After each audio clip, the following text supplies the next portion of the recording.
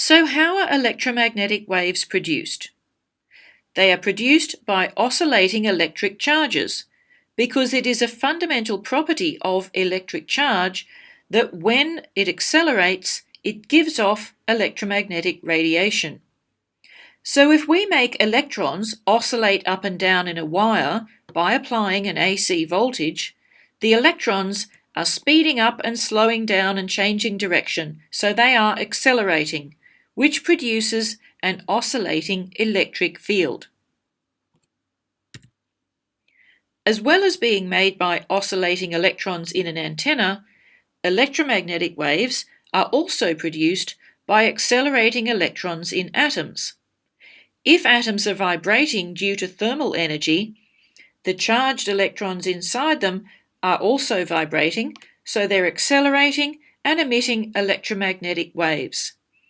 This is what we know as blackbody radiation. And the hotter an object is, the more the electrons are accelerating, and so the more light they give out and the higher the frequency of the radiation that they give out. The other way electrons can be accelerating in atoms is if they're jumping from shell to shell. If an electron jumps from a higher to a lower energy shell, it loses energy, and the amount of energy lost is the energy in the electromagnetic wave it emits. This type of light is what we call the spectrum of an atom, and the exact frequencies of light given out, so the exact energies of them, depend on the energy levels of each atom, and so they're characteristic to each element of the periodic table.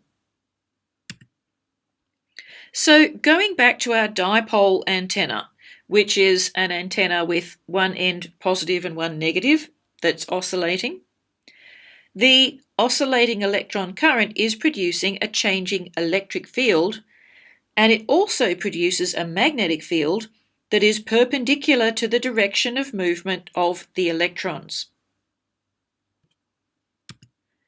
So, the electric and magnetic fields propagate together through space.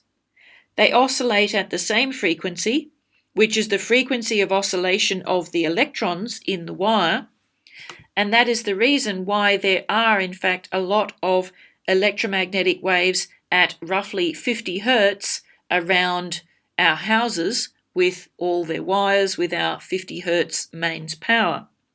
So the electric and magnetic fields have the same frequency and they are in phase, which we'll see in a second. So if we look at it, imagine this picture is showing from the direction that the wave is traveling towards. So if a light wave is traveling towards us, we're looking at the electric field in orange and the magnetic field in blue. And as we look from left to right along the rows of those diagrams, you will see that the electric and magnetic fields are getting bigger until you get to the top right. Then they're both getting smaller, back down to 0. And then they start to get bigger again, but in the opposite direction.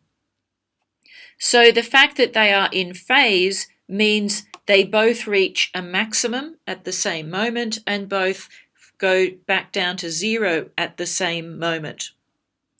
One thing to note is that the direction of propagation can be found using a variation of the right-hand grip rule. So if you hold your hand up and point your fingers in the direction of the electric field. So let's just look at the little diagram at the top right. The electric field is pointing upwards. So hold your right hand, fingers pointing upwards, and then you let them curl in the direction of the magnetic field. So in this case, that means that they are curling a little bit towards the left. If you're holding your hand in that way, your thumb will be pointing back towards you. And that is, in fact, the direction that the wave is traveling.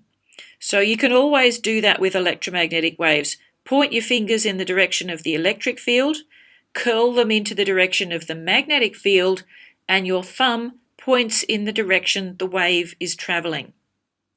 You'll see that at the pictures at the bottom, where electric and magnetic fields are now pointing downwards and to the right, but it still works.